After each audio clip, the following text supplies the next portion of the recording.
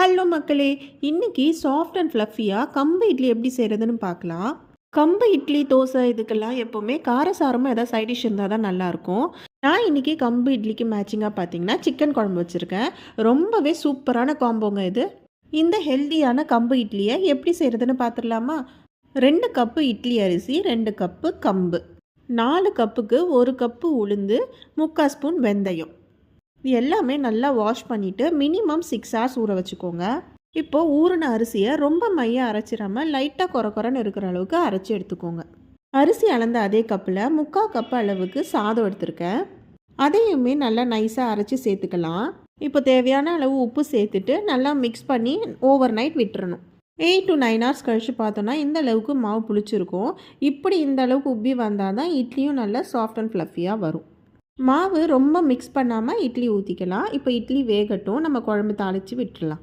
ஒரு சட்டியில் எண்ணெயை விட்டு சோம்பு, பட்டை, கிராம்பு, ஏலக்காய் இது எல்லாமே சேர்த்து பொரிஞ்ச உடனே வெங்காயம் இந்த அளவுக்கு குறன்னு அரைச்சி சேர்த்துக்கோங்க. இப்போ வெங்காயம் வதங்கினதுமே 2 ஸ்பூன் இஞ்சி பூண்டு பேஸ்ட் சேர்த்து அதையும் நல்லா வதக்கிக்கோங்க. கோல்டன் ப்ரௌன் ஆனதுமே தக்காளியும் அரைச்சி சேர்த்துக்கோங்க. ஒரு 2-3 மினிட்ஸ்க்கு எண்ணெய் பிரிஞ்சு வர வரைக்கும் தக்காளியை நல்லா வதக்கணும். இப்போது 2 ஸ்பூன் மிளகாய்த்தூள், 2 ஸ்பூன் தனியாத்தூள், ஒரு 3 பச்சை மிளகாவை பாதியாக நறுக்கி சேர்த்துருக்கேன்.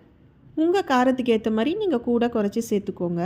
இப்போ இதையுமே ஒரு 2 மினிட்ஸ்க்கு வதக்கிட்டு இப்போது நான் 1/2 கிலோ சிக்கனை இது கூட சேர்த்துக்கிறேன். சிக்கன் சேர்த்துட்டு மசாலா கூட நல்லா மிக்ஸ் பண்ணிவிட்டு ஒரு 5 மினிட்ஸ்க்கு அப்படியே விட்டுருங்க, வேகட்டும். 1/2 கிலோ சிக்கன் எடுத்திருக்கேன். இப்போ 2 பத்த தேங்காய், ஒரு 5-6 முந்திரி, 1/2 டீஸ்பூன் மிளகு இதை நைஸாக அரைச்சி வச்சுக்கலாம். இப்போ நம்ம சிக்கனில் பார்த்திங்கன்னா தண்ணியே ஊற்றலை. சிக்கன்லேருந்து தண்ணி ரிலீஸ் ஆகி பாதி வெந்திருக்கும். இந்த டைமில் நம்ம அரைச்சி வச்சுருக்கிற தேங்காவை சேர்த்துக்கலாம். இப்போ உங்களுக்கு குழம்பு எந்த திக்னஸில் வேணுமோ அந்த அளவுக்கு தண்ணி சேர்த்துட்டு உப்பும் சேர்த்துட்டு நல்லா கொதிக்க விடுங்க. 10 மினிட்ஸில் சிக்கன் நல்லா வெந்து இந்த அளவுக்கு எண்ணெய் பிரிஞ்சு வந்துடும். இப்போ 1 ஸ்பூன் கரம் மசாலா, கொஞ்சமாக கொத்தமல்லி சேர்த்துட்டு ஸ்டவ் ஆஃப் பண்ணிடுங்க. கண்டிப்பாக எண்ணெய் பிரிஞ்சு வரணுங்க, அப்போ தான் குழம்பு டேஸ்ட்டாக இருக்கும். நீங்கள் முன்னாடியே ஆஃப் பண்ணிட்டீங்கன்னா டேஸ்ட்டு கம்மியாயிடும், பார்த்துக்கோங்க. பிடிச்சிருந்தா லைக் பண்ணிவிட்டு சப்ஸ்கிரைப் பண்ணிக்கோங்க. See you tomorrow மக்களே.